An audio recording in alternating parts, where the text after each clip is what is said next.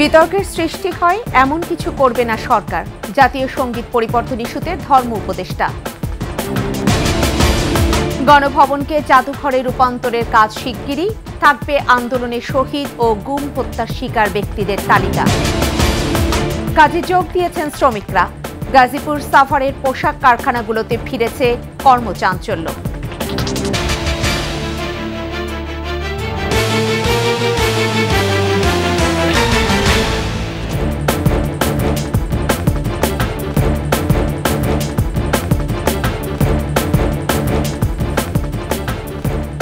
এতক্ষণ শুনছিলেন first security ইসলামী bank PLC সংবাদ শিরোনাম। প্রত্যেককে আমন্ত্রণ জানাচ্ছি ২১ দেশের সংবাদে। সাথে থাকছে আমি ফেরদৌসী আহমেদ। দর্শক, ২১ টেলিভিশনের সংবাদ একই সাথে সরাসরি দেখতে পাবেন আমাদের ফেসবুক পেজ www.facebook.com/2124 অনলাইনে। এছাড়া সাবস্ক্রাইব করতে পারেন www.youtube.com/21 চ্যানেলে। জাতীয় সঙ্গীত পরিবর্তন ইস্যুতে ধর্ম উপদেষ্টা ডক্টর আ.ফ.ম. খালিদ হোসেন বলেছেন, বিতর্ক সৃষ্টি হয় এমন কিছু করবে না অন্তর্বর্তী সরকার। রাজশাহীতে ইসলামিক ফাউন্ডেশন পরিদর্শন শেষে সাংবাদিকদের প্রশ্নের জবাবে তিনি একথা বলেন। আরও বলেন, অন্তর্বর্তী সরকারের মূল লক্ষ্য অবাধ সুষ্ঠু নির্বাচন আয়োজনের মাধ্যমে নির্বাচিত দলকে ক্ষমতা হস্তান্তর করা। হাজিদের সুযোগ সুবিধা বাড়াতে সৌদি সরকারের সাথে আলোচনা হবে জানিয়ে উপদেষ্টা বলেন, হজ প্যাকেজের মূল্য কমাতে কাজ করছে সরকার। এছাড়া পূজায় যারা হামলা করবে তাদের বিরুদ্ধে ব্যবস্থা নেয়ারও হুঁশিয়ারি দেন ধর্ম উপদেষ্টা। জাতীয় সঙ্গীত পরিবর্তনের একটি বিষয় আছে, স্যার এই বিষয়টাকে আপনি কিভাবে দেখেন? ভাই, এগুলো একটা বিতর্ক সৃষ্টির প্রয়াস। আমাদের প্রধান উপদেষ্টাও বারবার বলেছেন, বিতর্ক সৃষ্টি হয় এমন কোনো জায়গায় আমরা হাত দেব না। আমরা হলাম ইন্টারিম গভর্নমেন্ট, অন্তর্বর্তীকালীন সরকার। আমাদের দায়িত্ব হচ্ছে ল অ্যান্ড অর্ডার সিচুয়েশনকে রেস্টোর করা, পলিটিক্যাল স্টেবিলিটি এনশিওর করা। পারসিকিউশন অফ দি মাইনরিটিস যেটা বলা হচ্ছে, আমি মনে করি এটা সত্যতা নাই, এটা পলিটিক্যালি মোটিভেটেড একটা কাজ। গণভবনকে জাদুঘরে রূপান্তর করতে একটি কমিটি গঠন করা হবে। ছাত্র জনতার অভ্যুত্থানের পাশাপাশি স্বৈরাচারী শাসনের ১৬ বছরের নিপীড়নের চিত্র থাকবে এই জাদুঘরে। গণভবন পরিদর্শন করে অন্তর্বর্তী সরকার উপদেষ্টারা আরও বলেন, এটি স্বৈরাচার উৎখাতের প্রতীক হিসেবে পৃথিবীর বুকে একটি অনন্য নিদর্শন হয়ে থাকবে। মফিউর রহমানের রিপোর্ট। গণভবন পরিদর্শনে যান তথ্য ও সম্প্রচার উপদেষ্টা নাহিদ ইসলাম, শিল্প, গণপূর্ত ও গৃহায়ণ উপদেষ্টা আদিলুর রহমান খান এবং যুব ও ক্রীড়া উপদেষ্টা আসিফ মাহমুদ সজীব ভূঁইয়া। পরিদর্শন শেষে তথ্য উপদেষ্টা সাংবাদিকদের বলেন, জাদুঘরের রূপান্তরের পর গণভবনে ছাত্র জনতার অভ্যুত্থানের ৩৬ দিনের পুরো দিনলিপির পাশাপাশি আওয়ামী লীগ সরকারের গত ১৬ বছরের নিপীড়নের চিত্র স্থান পাবে।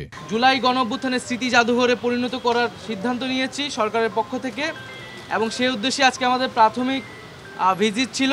গণপূর্ত এবং স্থাপত্য বিভাগের দায়িত্বশীল তাদের সাথে কথা বলেছি, তাদের থেকে আমরা প্রাথমিক পরামর্শ নিয়েছি এবং একটি ফরমাল কমিটি করার জন্য নির্দেশ দেওয়া হয়েছে। আগামী সপ্তাহ থেকে কাজ শুরু হবে জানিয়ে নাহিদ ইসলাম বলেন, দেশ বিদেশের শিল্পী ও জাদুঘরের বিশেষজ্ঞ এবং স্মৃতি জাদুঘর করার অভিজ্ঞতা রয়েছে এমন ব্যক্তিদের সাথে যোগাযোগ করে পরামর্শ নেওয়া হবে। স্থাপত্যটি এখন ভগ্নাবশেষ অবস্থায় আছে, সেটিকে সর্বোচ্চ সেই অবস্থায় রেখেই আমরা এই জাদুঘরটি করা হবে এবং এখানে কিছু ডিজিটাল রিপ্রেজেন্টেশনও থাকবে। ফ্যাসিবাদী শাসনের সময় জনগণের উপর অত্যাচারের স্মৃতি সংরক্ষণ করে সেটি জনগণের জন্য উন্মুক্ত করে দেওয়া হবে বলে জানান যুব ও ক্রীড়া উপদেষ্টা। জনগণের উপর যে অত্যাচার, নিপীড়ন, গুম, খুনের যে স্মৃতিগুলো আছে সেগুলো সংরক্ষণ করে এই গণভবনকে একটি জাদুঘরে রূপান্তরিত করে জনগণের জন্য উন্মুক্ত করে দেওয়া হবে। বিভিন্ন ধর্মীয় প্রতিষ্ঠান ভাঙচুর সরকার সমর্থন করে না উল্লেখ করে শিল্প উপদেষ্টা বলেন, শিক্ষা প্রতিষ্ঠানে পদত্যাগে বাধ্য করা কোনোভাবেই সমর্থনযোগ্য নয়। আমরা বারে বারে বলেছি, আমাদের প্রতি যে আচরণ করা হয়েছিল ফ্যাসিবাদী শাসকের পক্ষ থেকে, আমরা কোনোভাবেই সেই ধরনের আচরণ যেন কারো প্রতি না হয় সেটা এনশিওর করব। গণঅভ্যুত্থানে শহীদদের পরিবারকে দেওয়া প্রতিশ্রুতি রক্ষার পাশাপাশি আহতদের আর্থিক সহায়তা দেওয়া হবে বলেও জানান উপদেষ্টারা। মফিউর রহমান, ২১ টেলিভিশন, ঢাকা। কাজে যোগ দিয়েছেন পোশাক শ্রমিকরা। সাভার, আশুলিয়া ও গাজীপুর সহ বিভিন্ন এলাকার কারখানাগুলোতে ফিরেছে কর্মচাঞ্চল্য। নিরাপত্তা জোরদার মোতায়েন করা হয়েছে পুলিশ, সেনা ও বিজিবি। গত সপ্তাহে শ্রমিক অসন্তোষ, বিক্ষোভ, সড়ক অবরোধ ও ভাঙচুরের ঘটনায় ছুটি ঘোষণা করে কারখানা কর্তৃপক্ষ।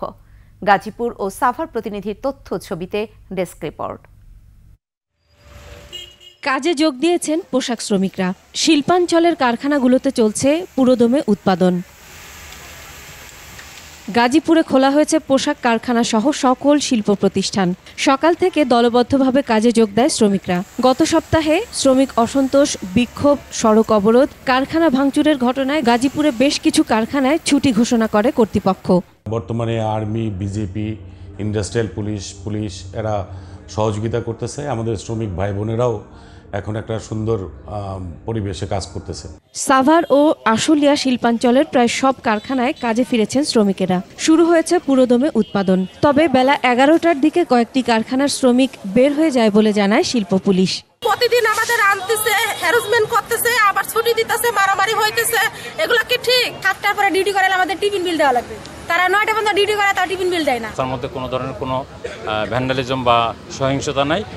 আজকে সেনাবাহিনী সহ industrial police, district police, RAB, BGB সকলেই আমরা দায়িত্ব পালন করছি এই এলাকায়। এদিকে যে কোনো ধরনের অপ্রীতিকর ঘটনা এড়াতে মোতায়েন করা হয়েছে অতিরিক্ত পুলিশ সদস্য। এছাড়া রয়েছে সেনা টহল। ঢাকা জেলার পুলিশ সুপার জানান, যৌথ অভিযানে সাধারণ শ্রমিকদের আটক করা হচ্ছে না।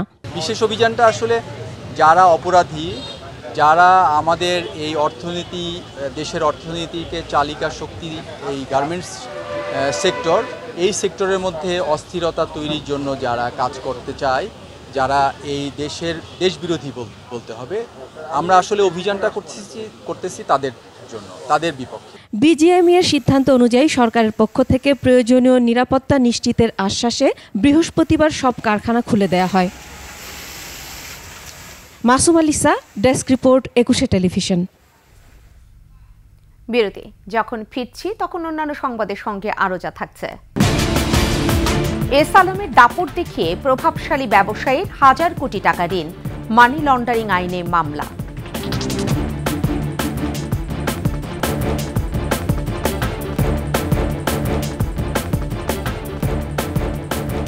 আমন্ত্রণ আবারও। সিরাজগঞ্জে বঙ্গবন্ধু সেতুতে বাস ট্রাক সংঘর্ষে বাবা ও ছেলে সহ 3 জন নিহত হয়েছে। বঙ্গবন্ধু সেতুর 13 নম্বর পিলারের সামনে এই দুর্ঘটনা ঘটে। পুলিশ ও প্রত্যক্ষদর্শীরা জানান, ঢাকাগামী একটি যাত্রীবাহী বাস নিয়ন্ত্রণ হারিয়ে সামনের ট্রাককে ধাক্কা দেয়। এতে বাসটির সামনের অংশ দুমড়ে মুচড়ে যায়। ঘটনাস্থলেই মারা যায় 3 জন। আহত 8 জনকে হাসপাতালে ভর্তি করা হয়েছে।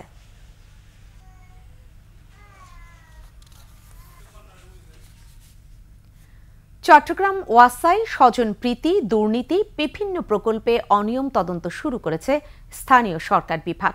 স্থানীয় সরকার বিভাগের মহাপরিচালক মাহমুদুল হাসানের নেতৃত্বে তদন্ত কমিটি কার্যক্রম শুরু করে। প্রায় 15 বছর ধরে চট্টগ্রাম ওয়াসার এমডির দায়িত্বে আছেন AKM ফজলুল্লাহ। তার বিরুদ্ধে বিভিন্ন প্রকল্পে নিয়োগ সহ ব্যাপক অনিয়মের অভিযোগ উঠেছে। তদন্ত কমিটির প্রধান জানান, সার্বিক বিষয় খতিয়ে দেখে প্রতিবেদন তৈরি করে সরকারের কাছে জমা দেয়া হবে।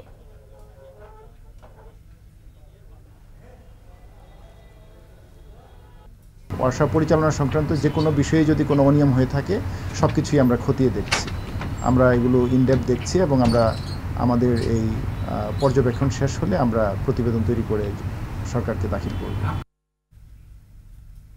3 বছর আগে ইনহেরেন্ট ট্রেডিং অ্যান্ড ইম্প্যাক্টস নামে একটি প্রতিষ্ঠানকে 1200 কোটি টাকা ঋণ দিয়েছে ইসলামী ব্যাংক চট্টগ্রামের চাকতাই শাখা।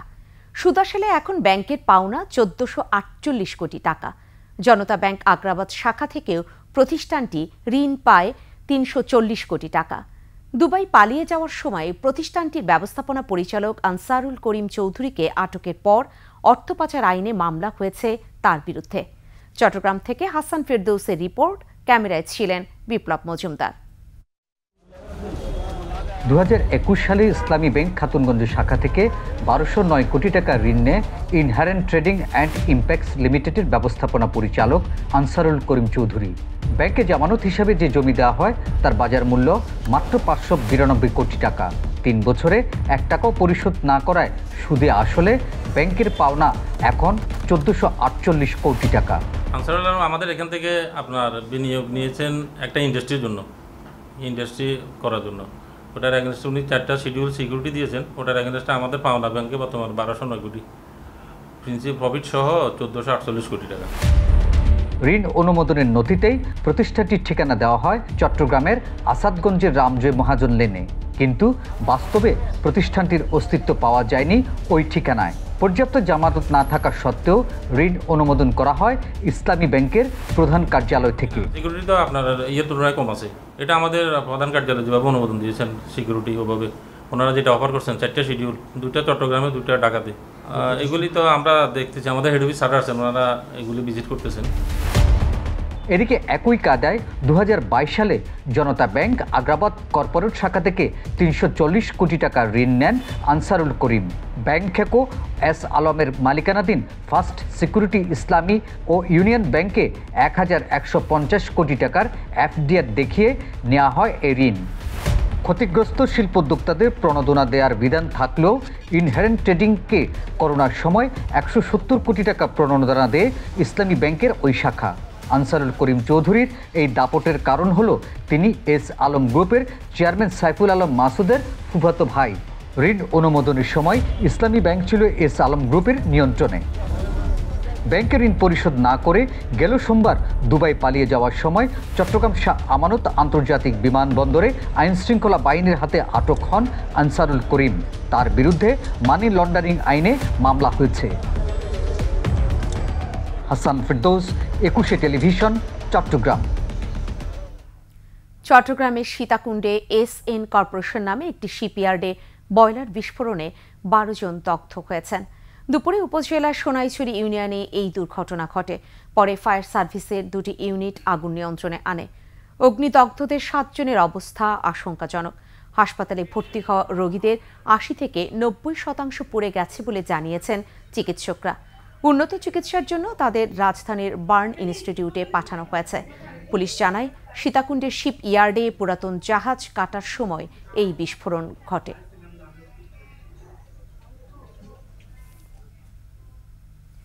আর এই সাথেই শেষ করছে 21 দেশের সংবাদ।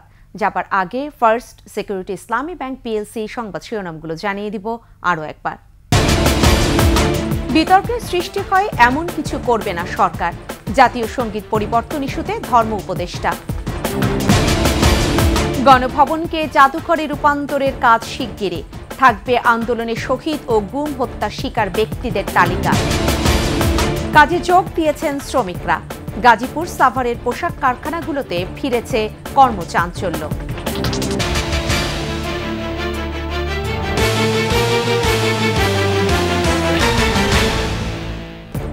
সর্বশেষ সংবাদ জানতে ডায়াল করতে পারেন 2021 নম্বরে, আর ভিজিট করুন 21-tv.com এই ওয়েবসাইটে।